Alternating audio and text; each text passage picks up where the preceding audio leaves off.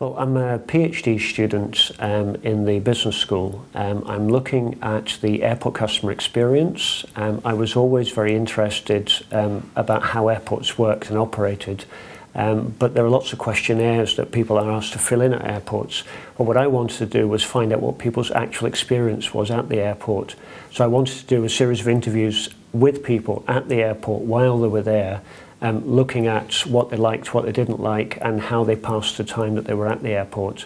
And this research comes from that. At the moment, I am hopefully within a couple of weeks of finishing my PhD. I'm reworking the literature review, making sure that it all ties up. And because my actual research question has changed slightly, so my initial literature review has needed a little bit of work on it, and that's what I'm working on at the moment.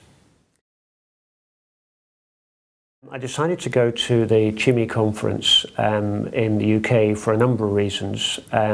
One of them, CHIMI is the Council for Hospitality Management Education and is the foremost conference for academics working in the field of hospitality and tourism management, which is where I originally came from. The other reason is that Buxton is a beautiful little resort town in the middle of England, very close to Manchester, and I used to be an external examiner for the University of Derby, and the University of Derby is based in the Duke of Devonshire stables there, which was a huge big roundhouse. It's the largest unsupported dome in Europe, so it's a stunning venue as well to present at. The conference paper that I presented, which was called Heideggerian Da-sein in the Airport Customer Experience, came about in a funny kind of way.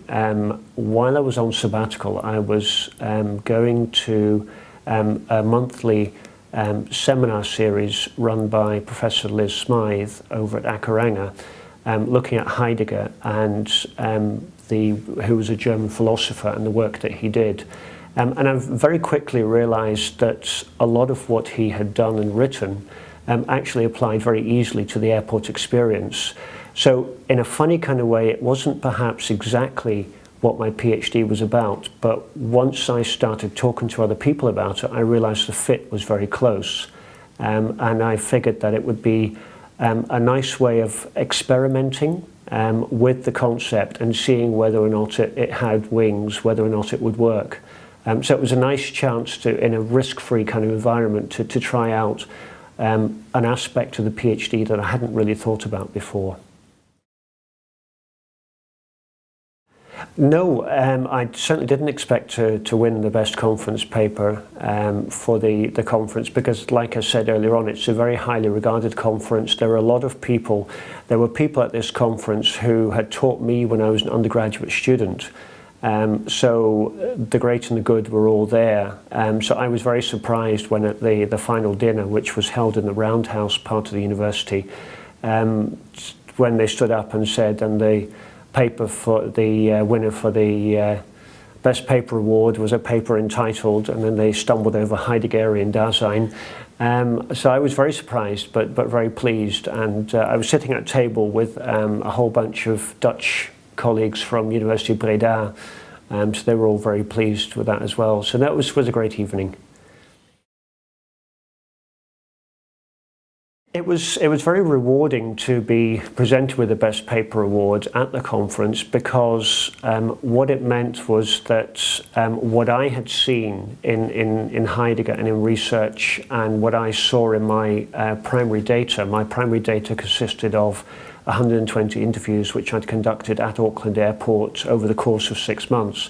So I had gradually felt that there was a connection between what I was doing and what I was finding, what was coming out of my data, and what Heidegger had said about people's experiences, about people's lived experiences, and I felt there was a close connection, but I wasn't confident that it was really there. So by taking it to the conference and by presenting it to my peers and by being challenged fairly rigorously on what I thought, really reassured me, and I'm actually looking forward now to my Viva and being able to argue my case.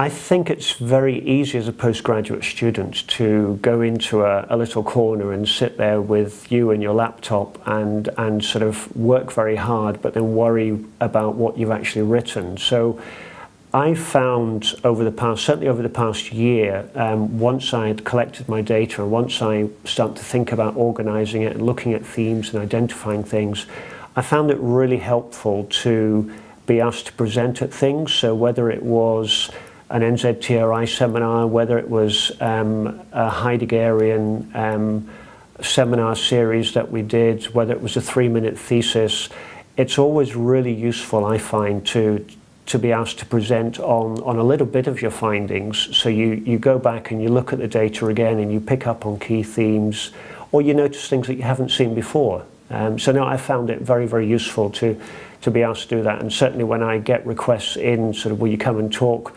whether it's to a class or a seminar or a research group, I've always come away from it knowing more about my data than I did before.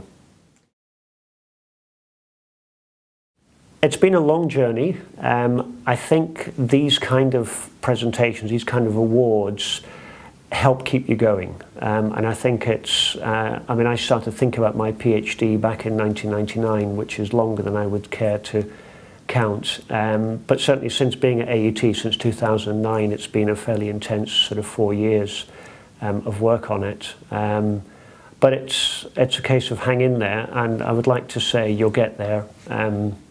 I hopefully will within the next couple of months and hope to be graduating by the end of the year.